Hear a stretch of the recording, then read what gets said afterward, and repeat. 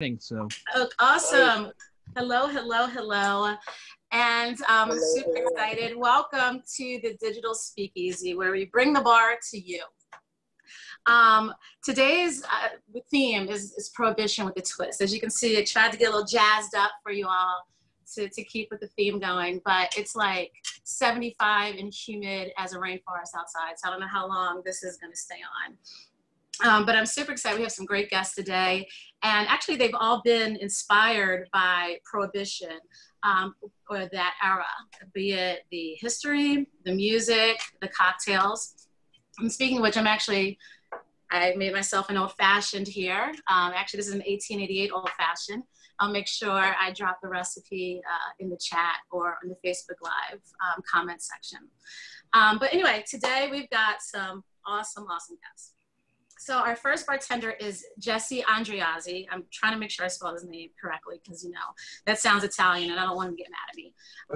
And he's actually coming to us today from Silk City Diner, which is one of my favorite brunch spots in Philadelphia. I mean, I think it's probably everybody's favorite brunch spot in Philadelphia at some point.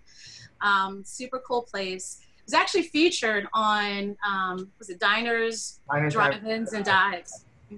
Were you there when they filmed that? No, people think that was so recent. It was actually like 9 years ago, 10 years ago at this point. Wow. I was about to say, he's been doing that a while. Yeah, but every time it airs, it's like it's a new thing. Yeah. Well, Jesse is actually, I feel like I've known Jesse for as long as I've been in the spirits industry in Philadelphia. I mean, he's synonymous with Philadelphia bartending. You can see his cool mustache there. He used to have this real twirly one. I'd love for him to talk about that a little bit some more later in the program. But he's awesome, and I'm so glad to have him here today. Thank you, Jesse. Our second guest is Joe Vincent, who I actually met Joe. He was a bartender at Punchline Philly. And, you know, you don't really think of a comedy club as being the go-to place to get some, you know, amazing cocktails, some craft cocktails. But every single drink Joe would ever make was just this phenomenal, fantastic cocktail. So he actually was also a finalist in our Naked Grouse competition.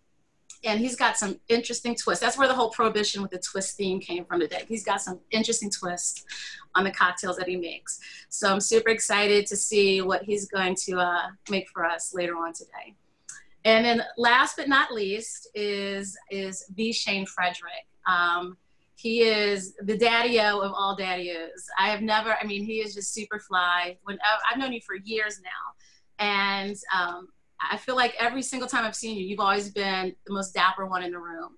So again, you did not disappoint, sir. Good to see you. And I'm excited to have you here. And maybe we can, you know, set the mood for everybody with a tune. A quick tune just to set the stage. Well, thanks for the invitation. Let's do a little something real quick, just to have a little fun. This is an old tune. I mean, I guess as a lot of these songs will be, right, from the Prohibition era and beyond. Think kind of like the Fats Waller kind of era. Love makes me treat you the way that I do. Gee, baby, ain't I good to you? There's nothing too good for a girl that's so true. Gee, baby, ain't I good to you? I gave you all of my money, a diamond ring, big old Cadillac car, yeah, and everything. Love makes me treat you the way that I do. Gee, baby, ain't I good to you? Love makes me treat you the way that I do. Gee, baby, ain't I good to you? There's nothing too good for a girl that's so pretty. Gee, baby, ain't I good to you? I gave you money, diamond ring, big old Cadillac car, everything. Love makes me treat you the way that I do, G baby. G baby. Hey, G baby. Ain't I good to you?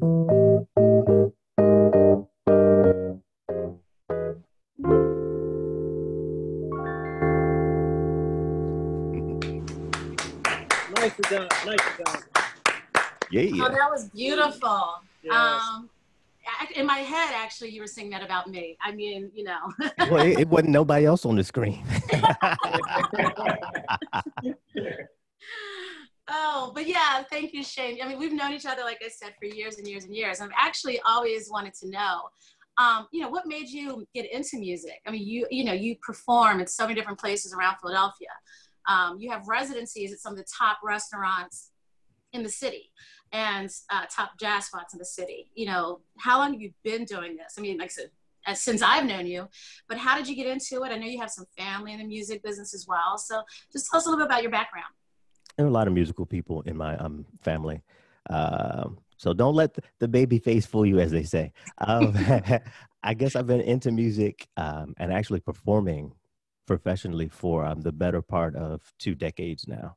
Wow. Kind of baby steps. You get into a scene and then you meet someone and you're in various places and like you said, piano bars and jazz restaurants and performing houses and all that. I've been, been very fortunate. So here's hoping that, when the world turns back on again, that things will at some point will happen. Maybe this year, maybe next year, but we'll see how that goes live, because live is where the joy is. For sure. I mean, I think, a lot of my colleagues on here are also really big music fans, big jazz music fans. And we all keep saying, and it's like a recurring theme every time there's a musician on the show, that live music, there's nothing that beats live music. I mean, this is great, but when you have a group of people together and that energy, that combined energy of people feeling what the artist is giving us, there's just nothing that tops that. Who have you played with? Like, what's the best performance or, the most memorable? Holy moly. That's a really hard freaking question, Christal. I'm thinking about, cause I've met some, like I think about jazz, like some of the jazz royalty and the jazz, kind of the people in the canon of jazz who happen to be in the Philadelphia region. Mm-hmm. There was, I don't know if I want to name their names. I met in 2 different instances, a couple, they were long divorced. They recorded together decades ago. We're talking in the 70s. First I met their daughter and I didn't know that was her. I didn't know that was their daughter. We'll talk about how that happened later. Then I met the father at a show. It was one of those things where you call the band together. Hey, it was at World Cafe Live. I met the guy, this imposing figure, and I was like, oh my God, he's going to be an unimpressed jazz musician, because all jazz musicians are very unimpressed. I don't care how great you are. They don't care. Look at this kid. He doesn't know anything, right? So I sing one of his compositions and he's like, oh, okay, you talking about a little something. And then he pulled me to the side and, we had a little beverage at the bar in between the rehearsal and the show. We met in one day, rehearsed, and did the show, in like an hour after that. It's kind of how that thing goes. So later I meet his wife, his ex-wife, also a fantastic, well, she's a vocalist. He plays keys. So at the show, I'm singing the song that the father had done on this record. His wife is, sang on this record back in the 70s. The daughter's in the audience, who I met at Heritage. I didn't know that was the daughter. I'm singing the song that the mother wrote for the daughter with her father. And she's like, yeah, so that's me. That song. And remember, I met you at Heritage, whatever. And I was like, holy moly, this is all happening in like 18 months. It's crazy. That's awesome. Yeah. That was probably my most interesting jazz experience in Philly. You sure you can't name names? Okay, so this was Doug Karn and Gene Karn. Yes. Yeah. So the song was Infant Eyes. And Infant Eyes was a song that was actually composed by Wayne Shorter, but Gene Karn wrote the lyrics. So on the album, when they did this album way back in the 70s, which is like an iconic jazz album, all the songs, she sang them, blah, blah, blah, blah, blah, great arrangements, interesting stuff. Iconic album. If you study vocal jazz, you've heard about the album. So then I've listened to her for years. I ran into her later and I'm singing like backgrounds with her. I don't know how that happened. And I didn't want to say, hey, by the way, I met your ex-husband. He's really cool. You don't really do that, right? So these are the stories in the world that you kind of come up with. One day, please write your memoirs. I'll be looking for that because, you're also a very good writer. So we'll come up with a nom de plume for you, but let's definitely get some of those stories out there. I can't name names on that one. I understand. It's cool. Well, you want to tell us about your virtual tip jar information? I know that, this is how you're making your livelihood right now, during these times where live venues are closed. So please, let everyone know where they can, have that. What's that, like that bowl that you have on your piano? Yeah, like the fishbowl thing. The fishbowl, yeah. It's really cool because even now in this time, there are organizations that I've performed with that I'm doing live stuff for them. Okay. Which is really dope to have partnerships even in this digital space. Like, hey, if you're going to go live, can you do it under our name and we'll feature you as the feature artist, which is super dope. But all my financial stuff on Venmo, Cash App, PayPal is my first and middle, V Shayne. That's it. V Shayne. Yes, I'm rolling and still doing what I do, just in a different way. Awesome. Yeah. Again, we all have to adapt. Well, thank you. We're definitely going to come back to you. So keep those fingers nice and warm because we're going to come right back to you in a little bit. So next, Jesse, are you ready to talk to us? Yeah, good to see you again. As always, I just love to see your face. I feel like you're in the inside bar, right? At Silk City. I am in the lounge in the club side. I feel like there should be a DJ, but I'm right. Yeah, that's the space where like Rich Medina played, like all the really cool DJs out of Philly play there a lot. So, well, anyway, it's still good to see it virtually. I haven't been able to stop in for a while, so it's definitely good to see you there. Again, I know that we've talked a lot about Prohibition, and we're going to get to some more stories about that, but you're right now working for an organization called Twist of Limey, which is a cocktail catering company. So tell us what you're doing, how that is, what the effect of the pandemic is having on your cocktail catering business, and what do you see in the trends to come in terms of cocktail catering? So yes, I am a part of Twist of Limey. My business partner Maddie is on here as well. We do boutique cocktail catering. So before the pandemic, we did event bartending, but we weren't just bartenders for hire. We brought a full bar to you, made a unique cocktail for the event, and really provided an experience as opposed to just somebody showing up slinging beers. Obviously, with the pandemic, that got shut down just like everything else. We've done various things to kind of help out. On Cinco de Mayo, we delivered cocktails, and half the money that we raised, we donated to charity. But it was really just for the community. We really just wanted to get drinks out to bartenders that weren't working. So we're trying to find ways to adapt. I think that post-pandemic, we will probably be doing event bartending, but a much smaller capacity. I feel like house parties and small gatherings are going to be the way to go. People aren't going to want to go to a crowded bar. They want to have a few of their friends over, but they don't necessarily know how to drink. So we're going to cater to them and make great drinks for them. So we're just trying to adapt. The whole industry is just trying to adapt. Everything's changing. So we're just doing what we can to stay current. Yeah, you and Maddie, obviously, people that remember from the first show, we had Maddie Hart on from Pittsburgh. And so Maddie, Jesse, and another bartender, Damien, are working for Twist and Limey. So I'm so glad that you guys are still able to find ways to continue the business during this time. So good luck with that. And please, make sure that, when your virtual tip jar, I know that you are making cocktails for a cause, that you do definitely help out unemployed bartenders, people that just need a cocktail or two just to get through some of these tough times. So please make sure you put your virtual tip jar in the chat as well. So and then is Jesse Andreozzi, and I'm going to be donating money to One Fair Wage. The last time we did for Philly Virtual Tip Jar. One Fair Wage raised money. They're trying to raise awareness and get minimum wage raised for service industry people, which post-pandemic with, a smaller capacity is going to be needed.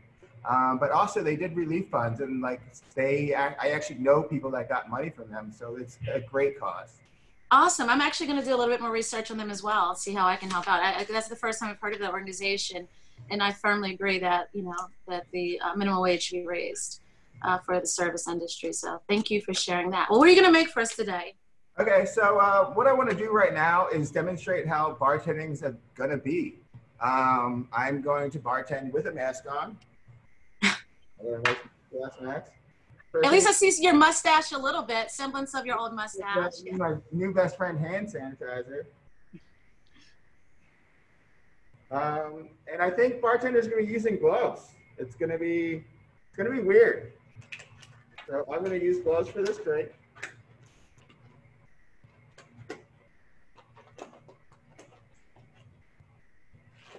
I can't get it on.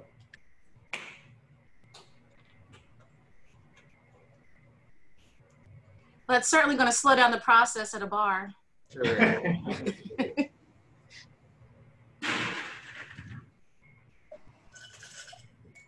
I'm actually going to bring this down so you can hear me, but I'm going to make a variation on the last word. The last word is a very classic Prohibition cocktail. Actually came out of Chicago. But I'm going to do a variation with Naked Grouse. Great company. Yes. And there's so many different variations of the last word. You can really just sub in any liquor that you want. It should be gin, but I'm doing scotch today.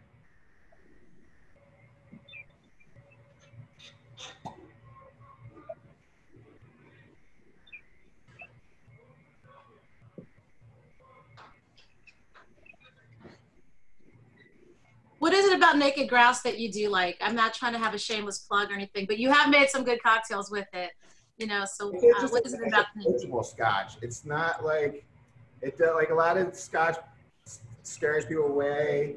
Next, I'm going to use green chartreuse, one of my favorites.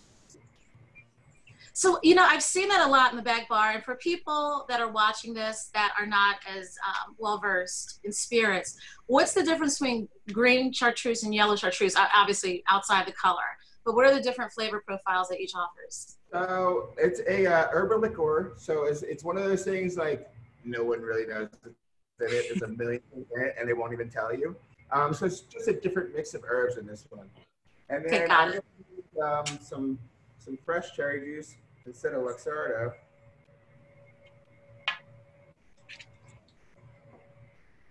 And then I'm going to fresh squeeze lime. And man, it felt so good to cut a lime for like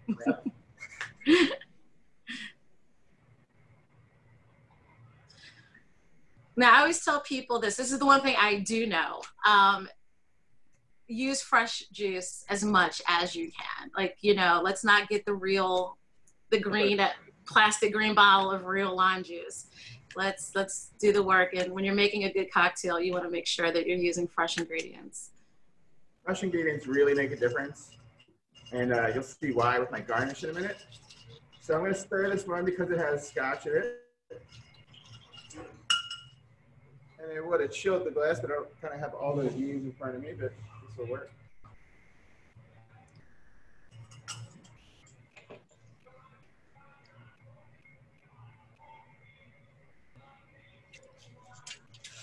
And then, just for fun, we're going to take the lime that I juiced.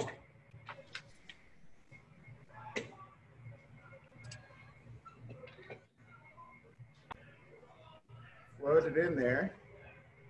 Put a little green chartreuse in the lime. Oh, wow.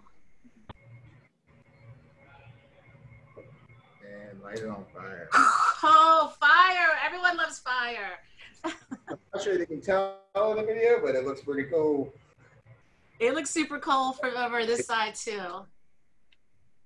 But I guess you couldn't blow on it if this was the new style of serving drinks.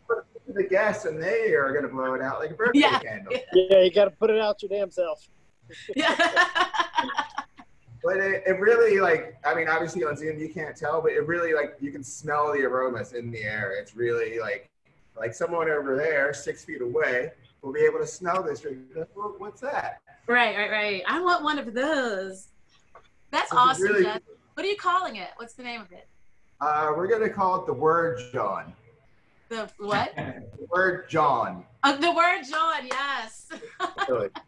Oh my gosh, you know, somehow the word John always comes up in every conversation, every Zoom, every digital speakeasy I have. As so you guys can really see, Philadelphians are very proud of the word John. We never stop using it. Well, cheers and thank you. That looks so good. Did that inspire you any, Shayne? Do you have some have a song you want to play that the last John inspired? Believe we can figure a little something about that.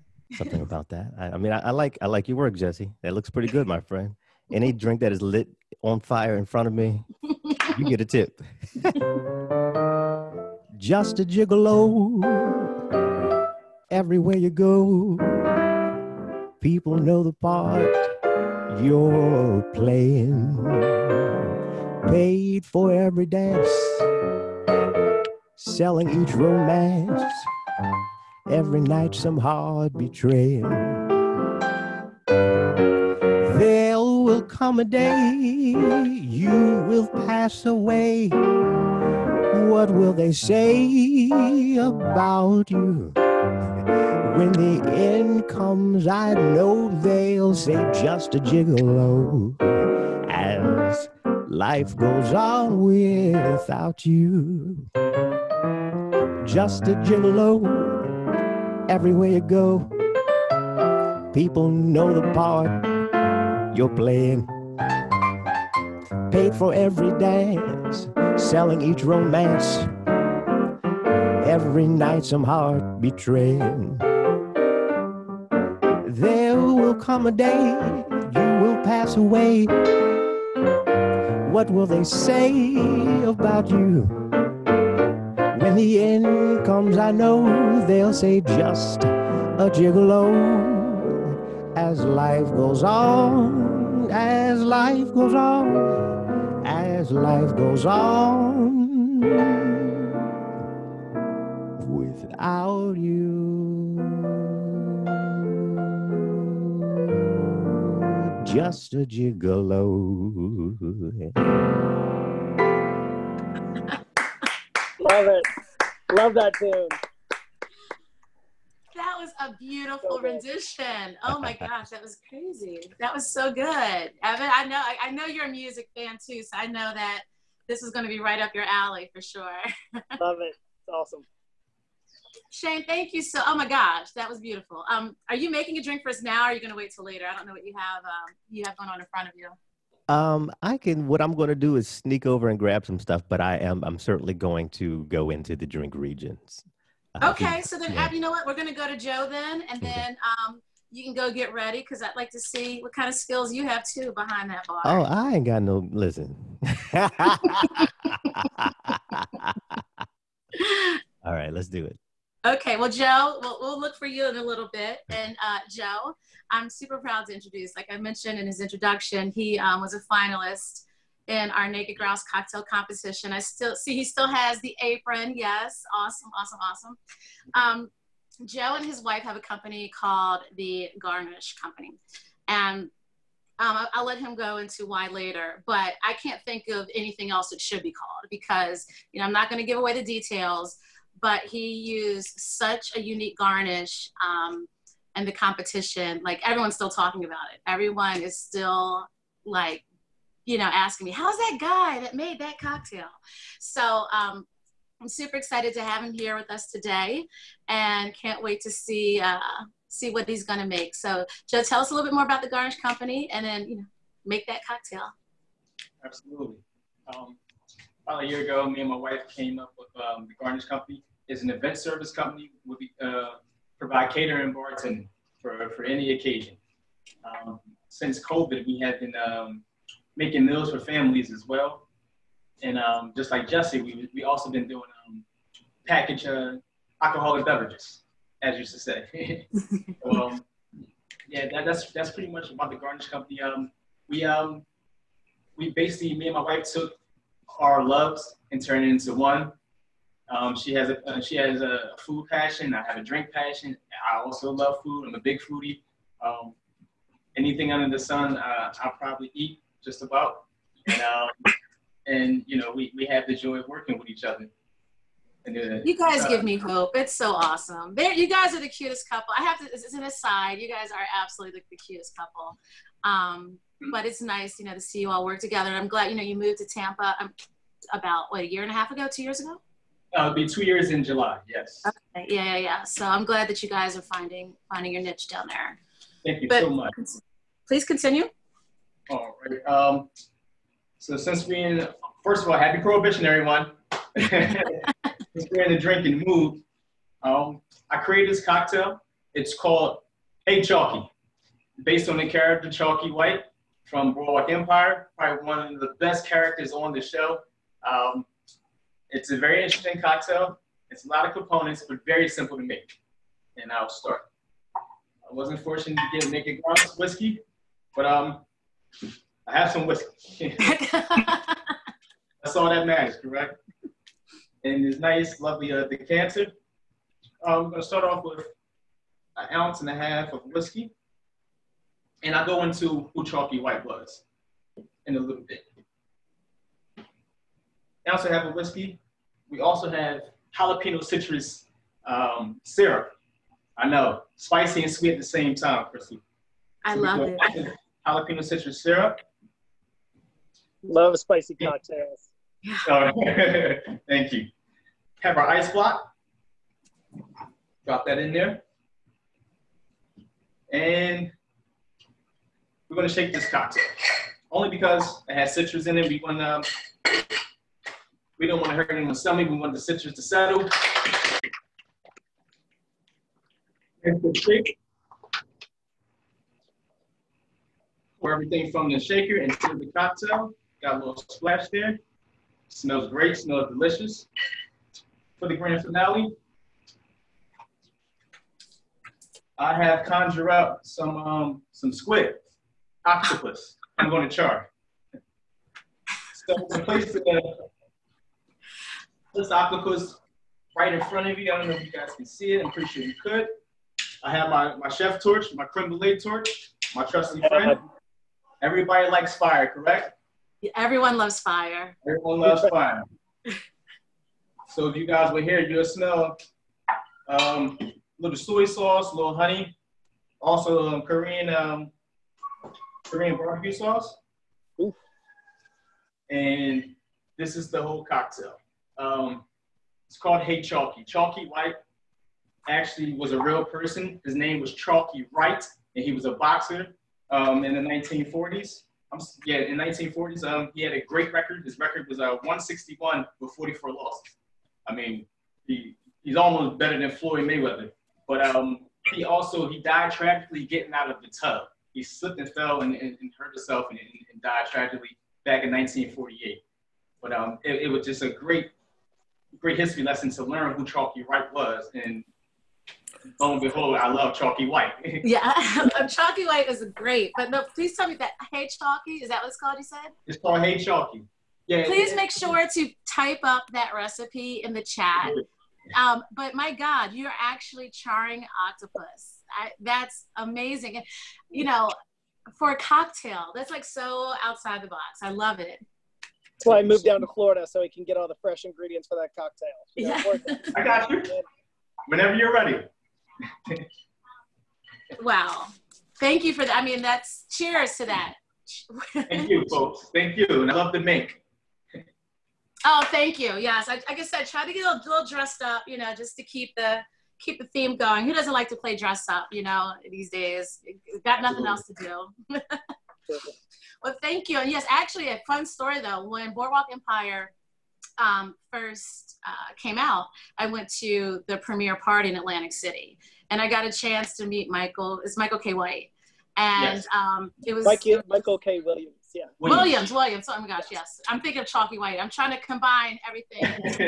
Just call him. You got to call him Omar. Omar's exactly, coming. Omar. Well, that's what I called him when I saw him, Omar. He's such a nice. I mean, as gangster as he looks, he's got such a gentle spirit. So yeah, I really like him. Well, thank you for. I mean, that's an amazing cocktail. I'm not going to try that at home because I would probably burn the octopus. But when I come down and visit you guys once the world opens back up, I will make sure you make that for me. Shayne, are you good for a song or a cocktail? What do you got for us, buddy? So I gathered my ingredients for I'm doing we'll call it a Hemingway daiquiri, if you can. We're going to kind of be in that realm. I'm going to call it that. For the sake of the fact that I did not have any Luxardo or any cherry juice or cherry liqueur. So I'm subbing out. It's a bad sub. Please don't judge me, people, because I'm sure there are a million bartenders watching this live and we'll be watching this in perpetuity and we'll be like, oh, you know what? Forget that guy. I subbed grape juice for cherry. Great. I mean, you went from red to purple. it's a similar profile, but same family, Yeah. That dark at least red it's juice. Right. At least it's not the green, the white grape juice. It's the actual, the Concord. But yeah, I'm doing a Hemingway daiquiri, and I do have some Brugal Añejo. Yeah. So we're gonna, que lo que, papi. and typically a Hemingway is white rum, but I like dark rum. So I wanted a little extra sunlight on this rum here, a little age on it. And I have fresh lime juice, which I got all these key limes from my produce subscription, like delivery thing. And I'm like, what do you do? I'm not actually making like lime anything. I said, oh, I'll make the juice from it. So I've been using the lime juice with ginger. Cocktails. Yeah. And for cocktails, but also like, when I do my ginger tea, put the lime juice in there, the honey, da-da-da-da. But I had enough to give me a little juice. And so the Hemingway is basically 2 ounces of the rum, about 3/4 of an ounce of lime, half an ounce each of it should be cherry juice, but we're going to go with grape today. And I have the grapefruit juice as well. So bam, bam, bam.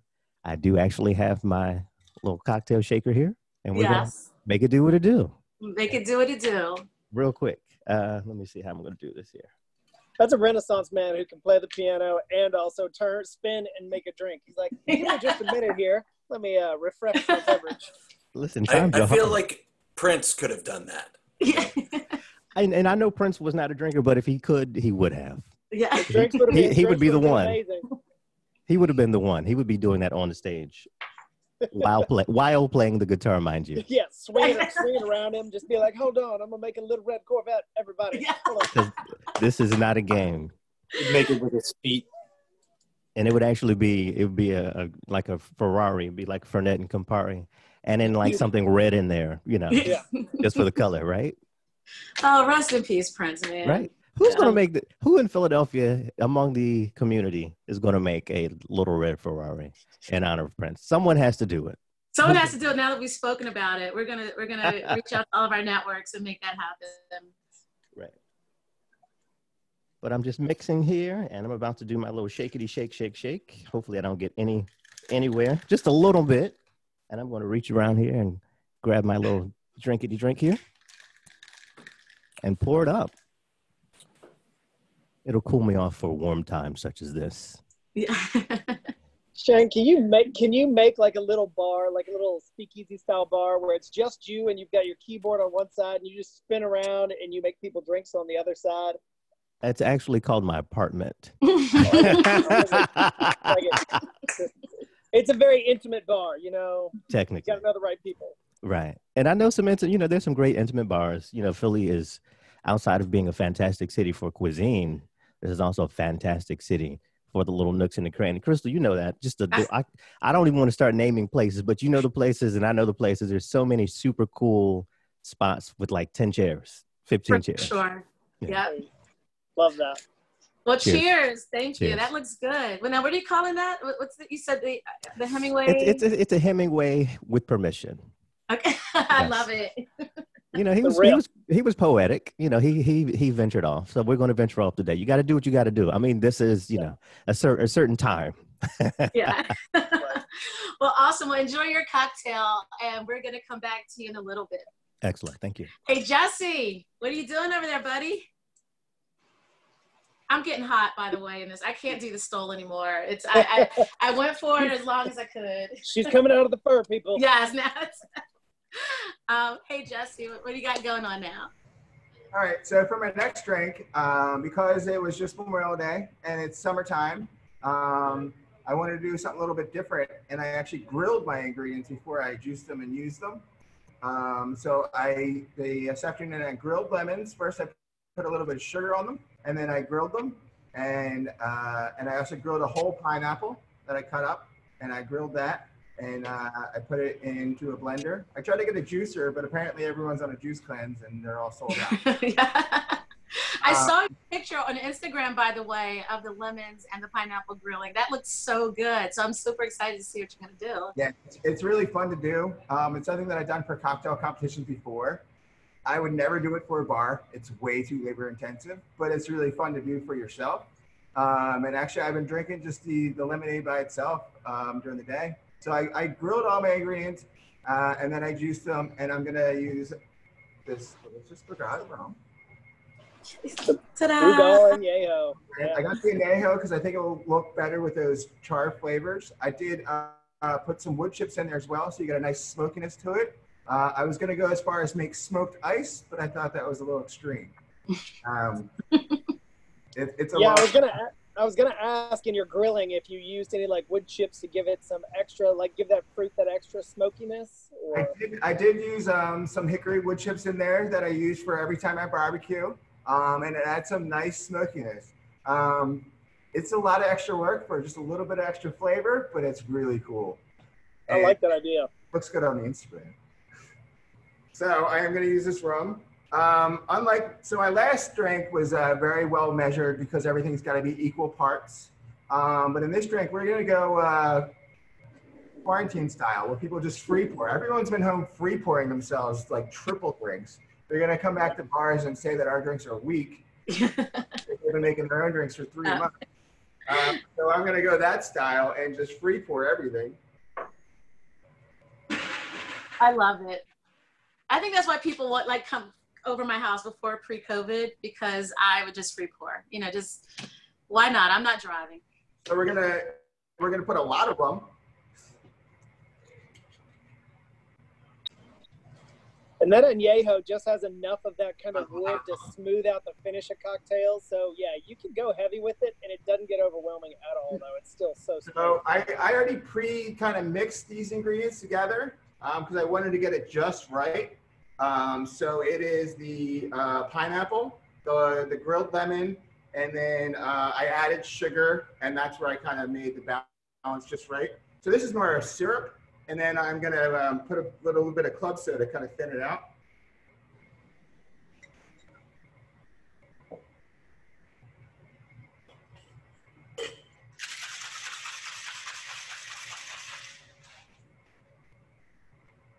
Of course it gets stuck.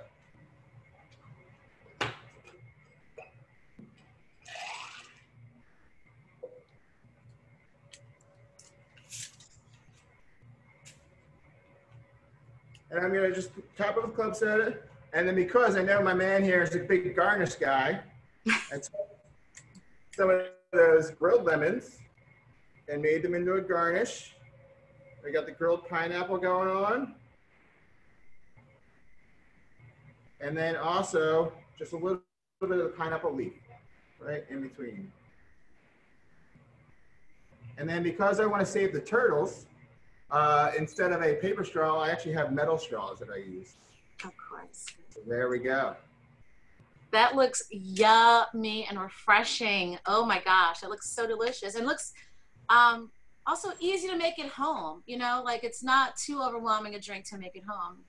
Yeah, if you just use regular lemonade and pineapple as opposed to grilling it, it's a very easy drink to make. It's very refreshing. It looks delicious. I have 2 quick questions. Number one, so I saw you shaking, and this happens to me all the time when you're shaking. And how do you gently, remove the? So what I would do, sometimes I bang it on the bar. I don't really have a bar here, but if you gently kind of like turn it counterclockwise, it should just kind of click out. You know, even the best bartenders get fouled up, and they look like first day. Yeah. But it just happens, and it's just like you just get used to it and know how to deal with it. Yeah, I just wanted to know what their little trick was. Is there a way to hit it or turn it or something? So, you know. Gently, or a little bit of a counterclockwise turn. And that looks like something I want right this very second. And I know that for a hot day like this is a summer drink for sure. Yes, and I know we're about to have cocktails to go here in Philadelphia. I mean, well, the law's been passed. Everyone's still trying to figure it all out. But I would like to make sure that I can stop past wherever you are and, number one, get that as a cocktail to go. But number two, tell us how you're approaching that, or what the approach is in the industry right now. The to-go cocktail law just passed about a week ago, and everyone's just kind of scrambling how to figure it out. What's weird about it is you're not allowed to serve any single liquor. So you can't serve a shot, but you can serve half a bottle as long as you mix it with some ginger ale. So a lot of bars are just like doing their signature cocktails in different forms. Some of the nicer bars are doing it in nice bottles. Some other bars are just doing it with, in quart containers, or we did bagged cocktails. But what I'm noticing in Philadelphia in particular, they have to put a lid on them, right? Like, particularly they have to put a lid. People are taking that lid off like 5 feet away and just walking around the city like it's New Orleans. Like there's no laws, and the cops are just kind of okay. Like it's the wild. It's the Wild West. 2020, the Wild West. It's this law so that bars could make some money and sell their inventory, and they're not losing out to people just drinking at home. But then the how to price it is a whole thing. So everyone's just kind of trying to adapt, and it's a new game. Yeah, well, it's something, obviously, you're a student of Prohibition history. And Pennsylvania, sometimes it feels like we're still living in some form of prohibition here in the state due to all the crazy laws. So it's actually exciting to the fact that this is we have this opportunity now to help restaurants and bars stay afloat. But it'll be interesting to see what happens in the coming weeks, to see how everyone does respond to it, because like you said, I think people are still trying to figure it out. And I think if you also want to leave in your chat your Instagram or your Facebook, because I think you are a good you, like I said, you are the Philly bartending industry. You are the face of it. So I know you have so many great ideas. You've been doing this for so long. So if anyone wants to talk to you about it, please make sure they can find you, because I think you could give some amazing insight on it all. Well, my is just my name, just like you find me like any other person. We probably have a mutual friend because I know everyone in the industry. And then my Instagram is Jesse _ with a twist, going back to Twist of Limey. And it's just like a little cocktail twist on my Instagram handle. Jeremy, did I hear you? I have a stupid question. Yes. This is for anyone from Philadelphia. What does John mean? John can mean anything and everything. Actually, if you look up in the Urban Dictionary, it says a word used by Philadelphians for anything and everything. Person, place, or thing. So give me put it in context for me. Is it like jawing, like you are having a conversation? Okay. Here's the deal. It is a drawn out way of saying joint. So it initially was a noun. However, you can make it a gerund, so you can really be joining, like you joining, which means you're a joint. You're acting like a joint, which could mean a lot of things. Essentially, it is a specific type of placeholder. You could even make it an adjective. You could be Johnny. You could be a Johnny ass John. Okay. Let's talk about English right now. Tell me what that means by being a Johnny, because I've been called that, and I'm like, I was literally about to say I don't know what it means, but I know you don't want to hear that you're called that. So if you're called that, whatever you're doing, stop that and do the opposite. That's what it means. That's what it means. I get it. I get it. I get it. I'm gonna bring that up north. Because it's like y'all. It's a good word. I don't know what you're talking about, but you say John to me, I'm like, oh yeah, that John over there. Yeah, I got you. And we know what each other's talking about. But if it's someone that does not use the word John on a regular basis, they'll have no idea what you're speaking of. It's almost just indoctrined. I think it comes from the water in the Schuylkill River. I don't know. It's just something that Philadelphians know. Not sure how, but we just know it. I mean, Christal, you're looking lovely today with your garment and this jewelry. Christal looks like a John. Okay, right. I have a T-shirt that says John. Everyone's a John. It could be a good thing or it could be a bad thing. Oh, he acting like a John today. Yeah. Right? It's all about the tone, the intonation, the pitch, everything. Like everything. I lived in Philly for a while, and I met a lot of folks that this was a very serious, like this was like snow. It was, and that was also angry or happy. It was like, hey, Jeremy. Or, hey, Jeremy. It was like, it meant so many different things. And I've lived a lot of places in Philly. It was the most, now no one ever said to me, hey, Jeremy, you're Johnin.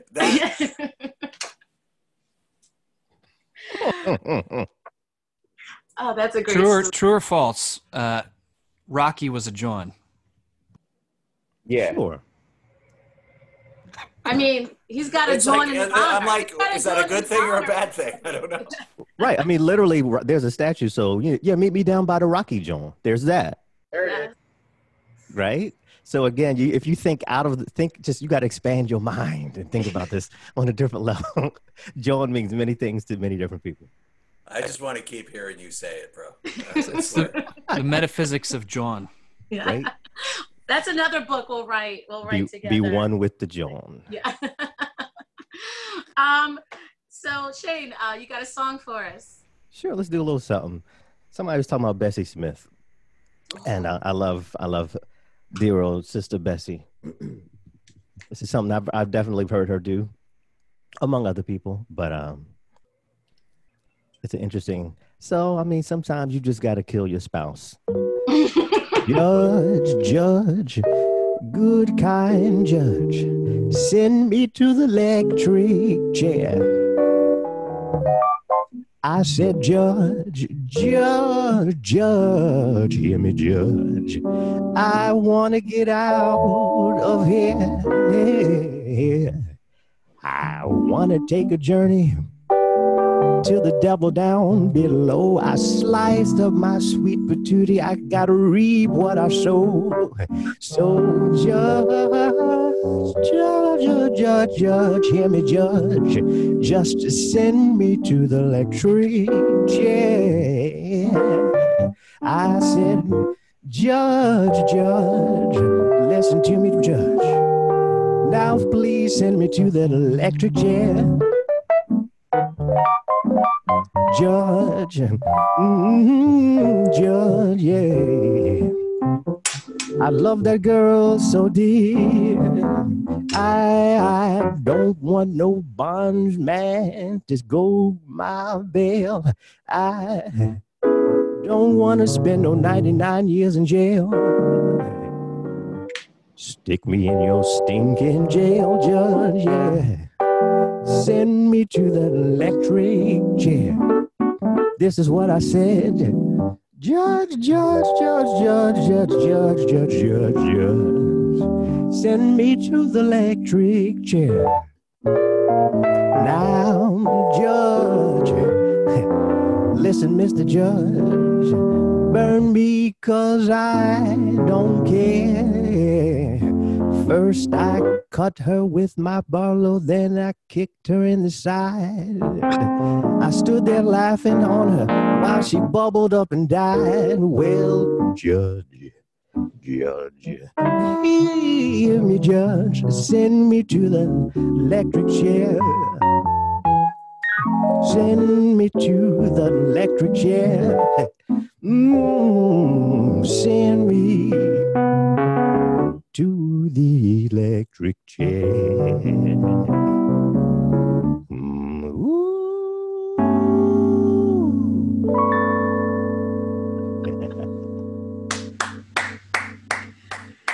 had to put my stole back on for that one. That was sassy. Yeah, she sang that stuff. Y'all know Bessie was a real one. Yeah, that was a John. Bessie that was a was John. a see, Jeremy, example. That was a John. I've never even, we talk about how, movies and music were so much more family friendly back in the day. Not at all, not one bit. No, they snuck it in there. It was a little bit like underneath the carpet, but well, and it wasn't even always a sneak, because if you look at Bessie and Ma Rainey, and if you're even thinking about the Prohibition period, that was a time in a certain room where you could be blue, as they called it, and really just like they laid it out there. I think about the Long John blues, and I think about the blues about I need to go see my dentist, because I just got drilled yesterday and I feel another cavity coming on, like that stuff like that. Come on, that there was some explicitness. There was poetry to it, but it was definitely explicit. They were sassy. That's a great song. I've never heard that before. After this is over, I am going to go to YouTube and try to find every cover of that song for sure. I want to know more about what's going on at the dentist. Yeah. So Joe, we'll have to. Well, I'll email you. I'll that's let you know. Nitrous oxide, man. You only get it at the dentist. Right. Oh, that's so funny. The real root canal. I just want to say I love watching Evan react to almost everything I say like this.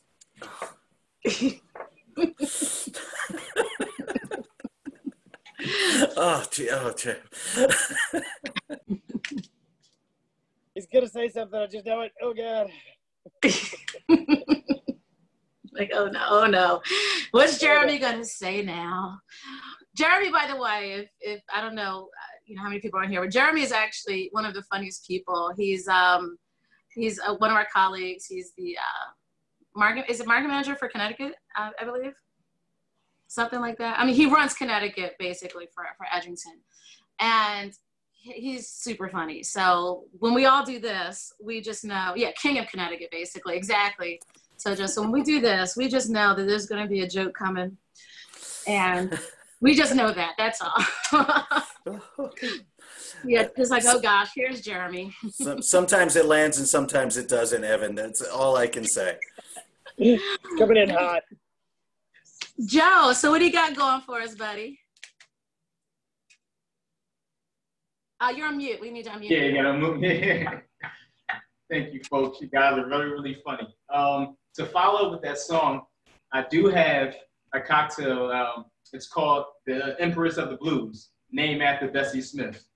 Bessie Smith was the first African American to sell 1 million copies of her record back in 1923, I believe. And I watched the movie with Queen Latifah. She did a phenomenal job. Bessie ain't play no games. And this cocktail actually, explain her personality. It's straight to the point. And she was a gin lover, just like I am. So we have something in common. And I'll get right to it. Are we still drinking? Everybody's okay? Oh, we're still good. We're good to go. Okay. All right, so we start off with a block of ice, of course, and this is a real simple cocktail. This is a play on the bee's knees cocktail, which was very big in the Prohibition days. I love it. All the components of it, I just love this cocktail. Have our gin. We'll do 1.5 ounces of gin. Move this over so you can see. Also, 1/4 lemon juice.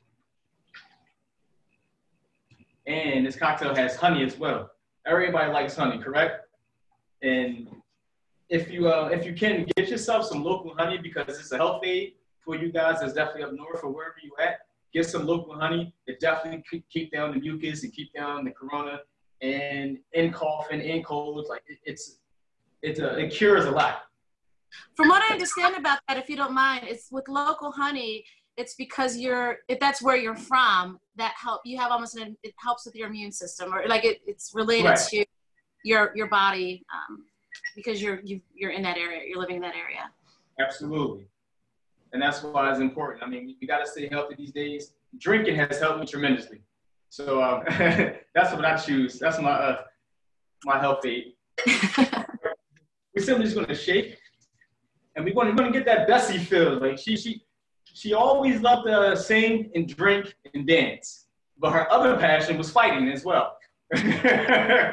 So you gotta love a woman that can drink gin and fight you afterwards. You gotta love at the same time. At the same time. And this is a jaw right here. This is the jaw right here. All right, so we're gonna pour all our contents that we shaking inside our shaker, inside of our coupe glass. This is a lime pill, something very simple. I didn't think any food would help this cocktail because I don't think that she'd really like to eat that much. And just because she's a queen, we'll put a little flour on the side as well. And that would be the cocktail. The Empress of Blues. Oh, that's a pretty drink. Cheers. Thank you, Joe. Fancy beverage. I like it. I love your style, man. I love your style. Very straight to the point. Punch you in the face later. You regret it tomorrow, but you had a good time. If you wake up with no money, you'll be fine. That means you had a good night. I love that. You know, you're speaking of queens. We're going to have to, you and I, come up with a drink inspired by Madam Sick, you know, my girl from Hoodlum.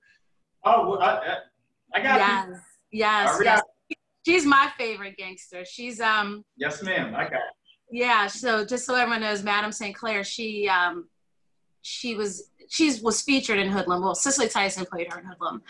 And after, you know, watching that performance and reading her story, you know, she ran things up in Harlem, and as much as like Dutch Schultz and those guys tried to take her business away from her, she never bowed down. They couldn't take her operations away from her. She had a bunch of goons working for her. And even when she retired from the business, she retired as an independent operator. No one ever took her stuff from her. She was also a civil rights activist as well. At that time, she would take out ads in newspapers to help residents of Harlem, let them know about food drives, about crooked police officers, let people know that their rights as human beings at that time, which were, you know, violated a lot. So yeah, so we're gonna have to come up with a fun cocktail, Joe, on that. So, you know, we're gonna do an Instagram live, and we'll do a cocktail around that in a couple of weeks. That's fun. I mean, I have one. You have one in mind already? I already have one. Okay. I'm ready to go. Awesome. Next time around. Okay. Thank you so much. Oh, also, I wanted to ask you about this, and this is interesting because you made cocktails for the Air Force. Like, were they as this fancy? And tell us how that happened. Yes. So when I moved to Florida, one of the first jobs that I got hired to do was work on the Air Force base as a bartender at the hotel, and it was a great experience, phenomenal experience. I met a lot of people. I've seen a lot of crazy things. Everyone took to me. They would say, "Oh, since you're from Philly, what you doing out here?" And the second question, "Are you an Eagles fan?" And once I said no, that was a problem. They didn't even like me. And Joe, I didn't know that about you. I'm about to click you off of Zoom. I am not an Eagles fan.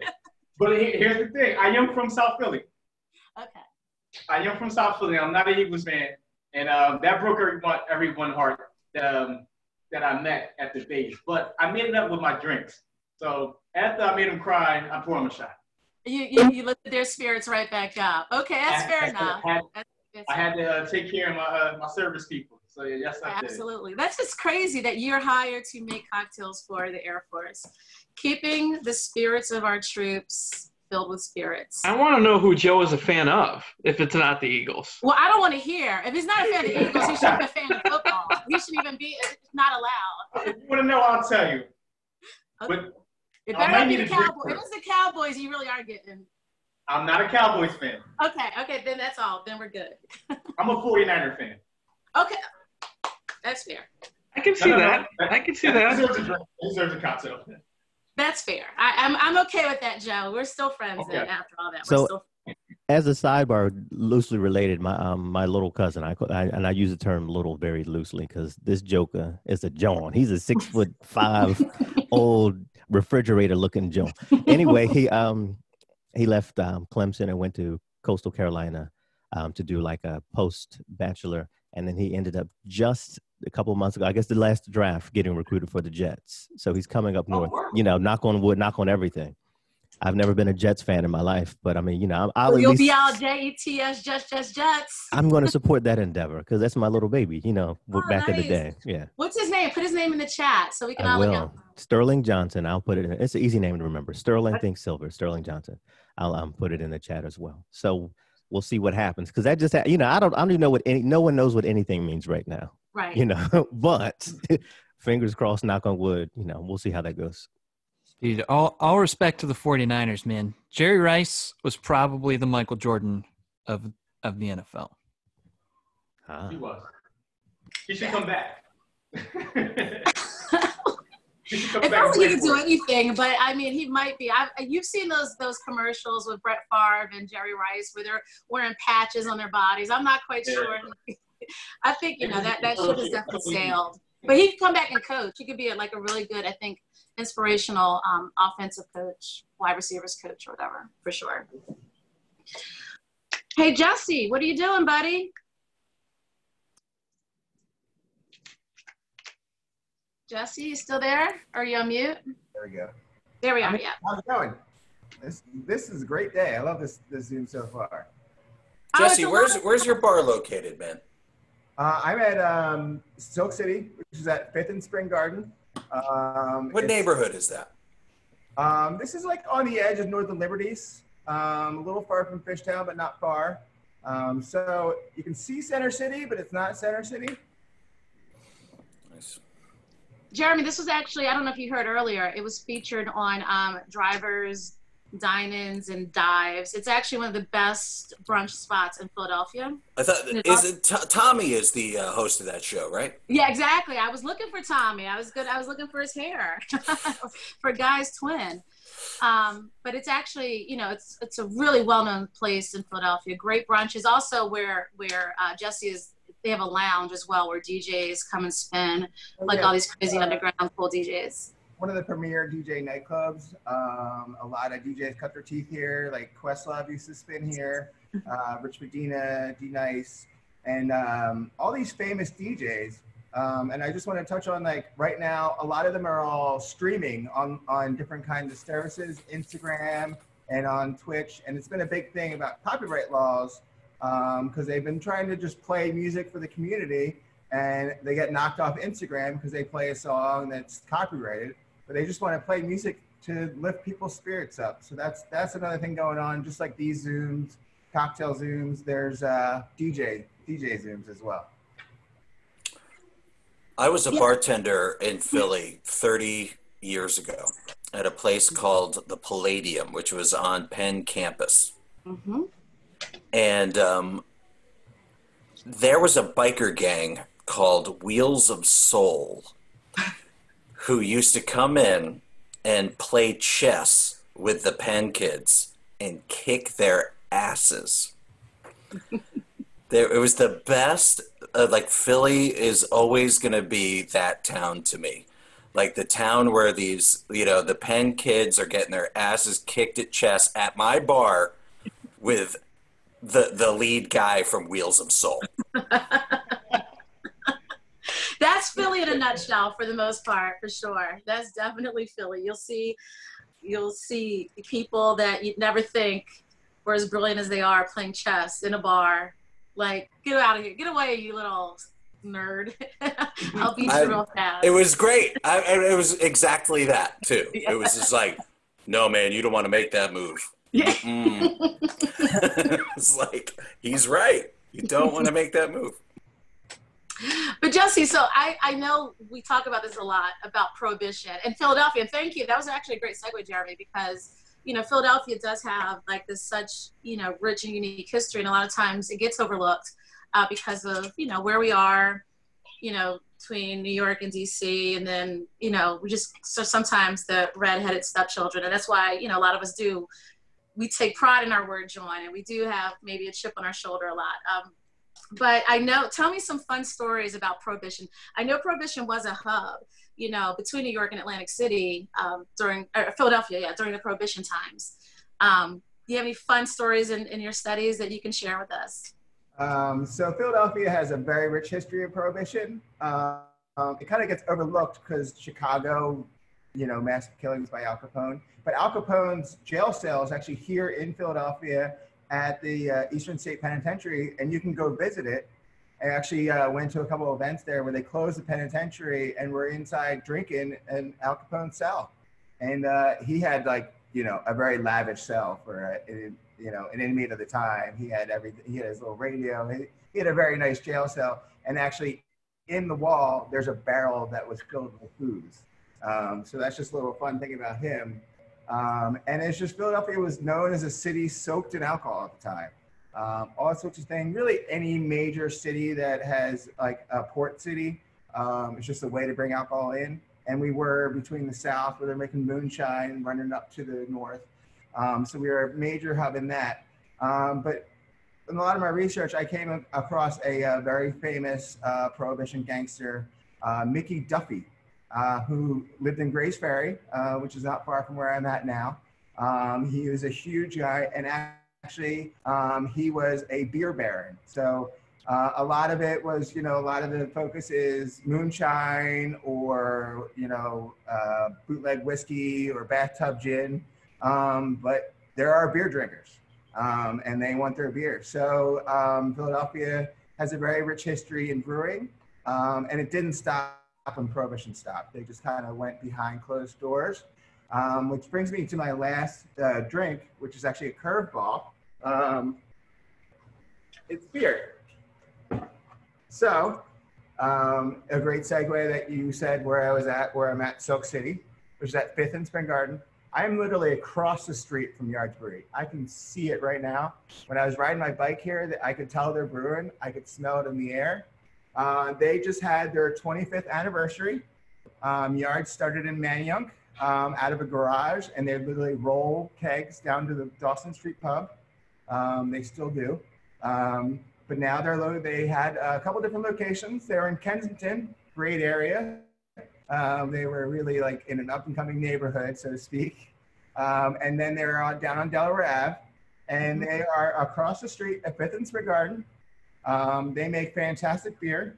Their beers are British inspired. So the beer that I'm going to talk about today is their Pale Ale, which is a British style Pale Ale. Like lightly hopped, not aggressively hop bomb like a lot of these beers today. But beer is a thing. I was into beer before I was into cocktails. I've studied to be a Cicerone, which is the beer equivalent to a wine sommelier. I've taken the test twice. It's really hard. It's like a 5-hour test. But it's really cool. And Philly is a huge beer town. Actually, Philly Beer Week was supposed to start tomorrow. Obviously, that's not happening. They're not doing any sort of digital version. They didn't think it would do it justice. But brewers from all over the country flock here. There's beer events all over town. All my beer friends and brewers have events where they, you know, feature different breweries and beer.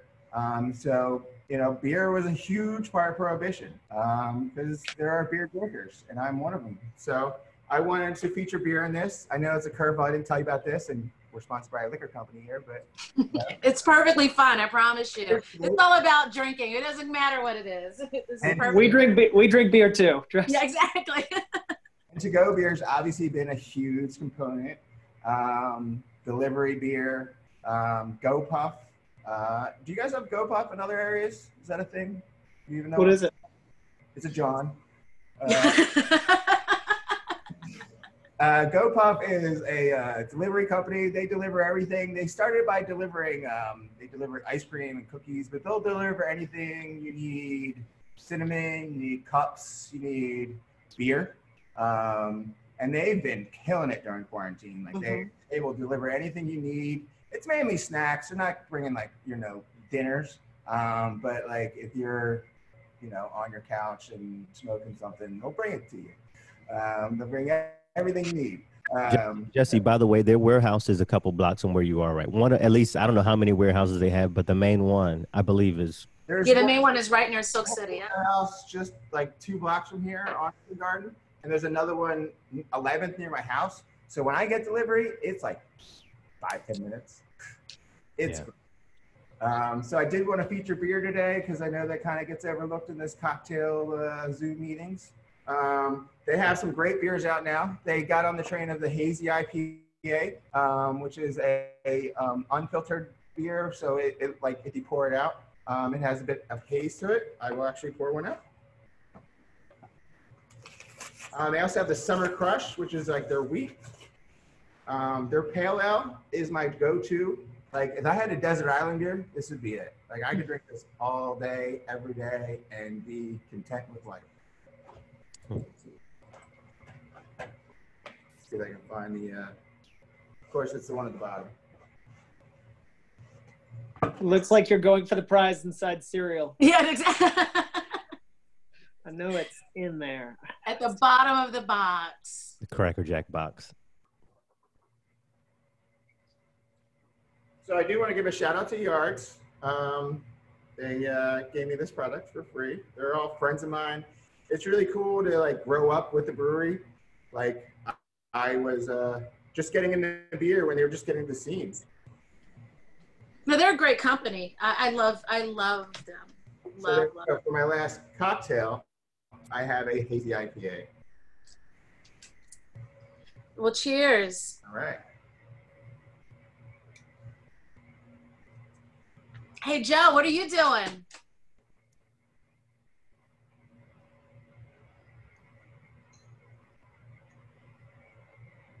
Joe, did we lose you there, buddy? Hey, Joe. What are you doing with that drink of yours? Hey, Joe. I'm sorry. It's raining here in Florida, so I was losing a signal. No worries. It's Florida, like every day at like 3 in the afternoon. Oh yeah, it's raining again. Right. And I like that song. That's a Jimi Hendrix song, right? Yep, it is. And he had to leave, but he wanted me to send everybody. He enjoyed the show, so. Okay. Awesome. Nice. Am I up next? You are. Wait, you're the last cocktail. Yeah, I love it. Let's end it off really good. This next cocktail is called Madam Queenie. Wait. So you made one already? I did not know that. Yeah. In honor of our Madam Queenie, Stephanie St. Clair, aka Cicely Tyson. she played Madam Queenie on Hoodlum in 1997. Very good movie. I did a lot of research on Madam Queenie, and she was a riot. You think Bessie Smith was crazy? This woman was awesome. Yes. If I was ever a gangster, it would be her. You know what? Not that I have a gangster spirit in my body, but if I did, it would be her. Spanish, so maybe no, yeah. Okay. Well, she was fluent in English and French. In French, right? Yeah, she grew up in French Guadeloupe, and her birthday is kind of hazy. They say it's December 24th, so that'd be dope because I'm a Capricorn as well. So we're just gonna go with that. And, make up your own story, doesn't matter. Right. And she got into the policy banking business, which is number runners, like you were saying before. And she made a fortune. Her and Dutch Schultz, they spat when Dutch Schultz was killed by Lucky Luciano. I think he was inside of the place for about maybe a day and a half, and he got a letter or a note from her. You should reap what you sow. And that was the last thing he ever read. Well, you know? Stay less. Absolutely. So this cocktail is called the Madam Queenie. And this is definitely for Miss St. Clair, who was an awesome figure and pillar in community back in the 20s and 30s. And she lived to be 82. She died in 1969, which is awesome. She had a great life. So we're going to get right to it. This is my spin on a painkiller. If anyone ever had one? Mm-hmm. No? Okay. It's a classic rum cocktail. One of my favorites. It's one of my favorites as well, so I'm super excited to see this. You're gonna be happy. I'm gonna free pour this one. Gonna do 1.5 ounces of rum. Woo! That's fancy. How do you do that? Yeah, years and years of drinking. Practice that, I guess, because it would be a pull of everything on my floor. You gotta have the speed pours. Okay. So 1.5 ounces of rum. Cream the coconut. Nice soft pour. Pineapple juice. Gotta have the pineapple. All right. Got our ice block inside. Give it a good shake. Uh-oh. Hey, Florian. She actually, I'm sorry? You're on pause a I'm little sorry, bit. this one says something. Okay. Okay, there you go. You're back. It looks like you're back now. Okay, all right. So I was saying, here's a short story about Madam Queenie. She joined the Irish gang when she first got to New York. She was the only female in the gang, and she later became the leader. And her and another Irishman had a spat, and he struck her, and she responded by cutting his face up. So that's fun, right? Yeah. That's how you know. I'm about to put my soul back. You guys in these stories, you're making me. I gotta put my soul back on so I can feel sexy enough. You gotta feel it. You gotta feel it work. But yeah, she was bad. So we have all our contents inside our shaker. We have the cream of coconut, we have the rum, and we have the pineapple juice. We're gonna pour it inside this is a mortar and pestle bowl. That's what I was wondering. I was like, are you gonna mortar and pestle something? Yeah, I figure I like the color of it, and I like the weight of it because you can't really move it. But if you need to move it, someone's gonna get hurt. We in prohibition, so you gotta be mindful. You always gotta be ready for whatever's about to happen. Yeah, because this joint will hurt if you get hit with this. Yeah. All right, so we have all our contents from the shaker inside our mortar and pestle. We put a little nutmeg in there, a little drizzle. All right, and here's where everything gets fun at. I am going to char bacon and pineapple. Bacon dish. So is it already cooked bacon and you're just going to give it the love, the little extra? Yes, sir. It's already cooked. I'm going to give it a little extra love. Nice. Woo! Right. Put some brown sugar on it so it can caramelize a little bit. So basically, this is breakfast. Yeah, this is breakfast or brunch. Breakfast cocktail. This is a tropical breakfast beverage. Say less. Say less. And I wanted to pay tribute to the West Indies, to the Caribbean, because that's where she's from. So I'm pretty sure that she would appreciate this if she was here. This cocktail is how I made it through Disney World. Oh, yeah? You know what? I understand, bro. I totally understand. We stayed at the Polynesian, and the pool bar was open in the morning. So you could go get a painkiller to go, and it looked like a smoothie when you're hopping on that monorail to go into the park. Oh, man. You were in heaven. Well, you need a cocktail before you go into Disney World. So that's actually the perfect. Tree doesn't actually have any children. He just went by himself. Putting up with those kids, you got to do something. They're everywhere. Absolutely. And here's the cocktail. So we have the bacon and the pineapple on the side. Woo. And inside, I can come closer to you guys. All right, this is how it look. We have some nutmeg, so it's white with a little nutmeg on top. Perfect cocktail. If you have a good or a bad day, you enjoy this cocktail. So this wow, thank you. That looks so good or a bad day. Cheers, cheers, cheers, cheers. Thank you. Woo!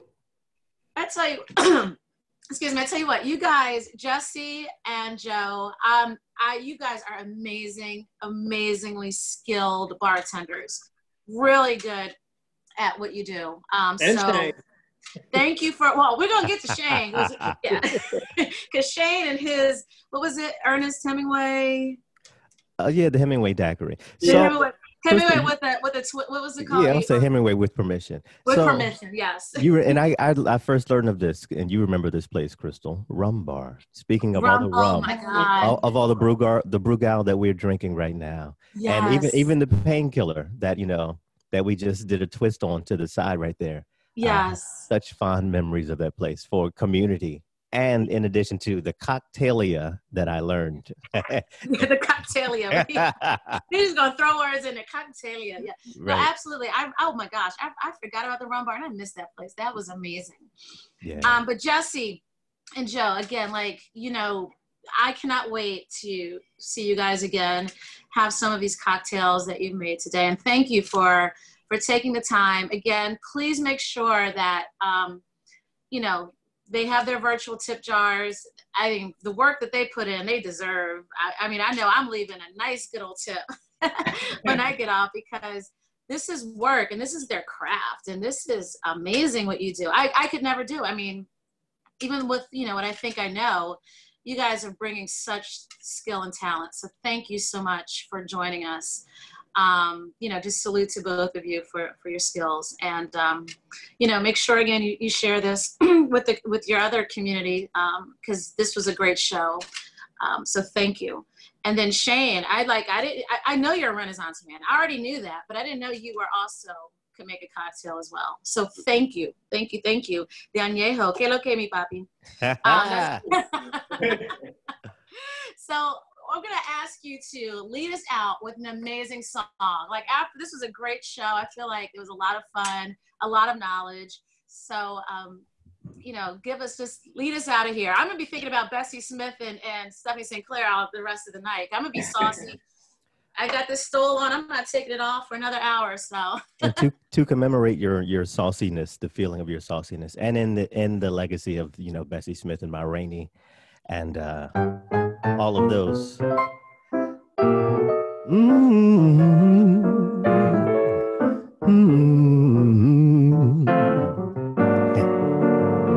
Christal, sister, yes, you've been on my mind, sister, we're two of a kind. Oh, sister, I'm keeping my eye on you. I bet you think I don't know nothing but singing the blues. Oh, but sister, have I got news for you? I'm something. I hope you think that you're something too. Oh, but scuffling, I've been up that lonesome road, and I've seen a lot of suns going down. Trust me, ain't no low life gonna run me around. So let me tell you something, sister. Remember your name. No pandemic is gonna steal your stuff away. My sister, we sure ain't got a whole lot of time. So go ahead, shake your chemise, sister, 'cause honey, Shayne is feeling fine. Feeling fine.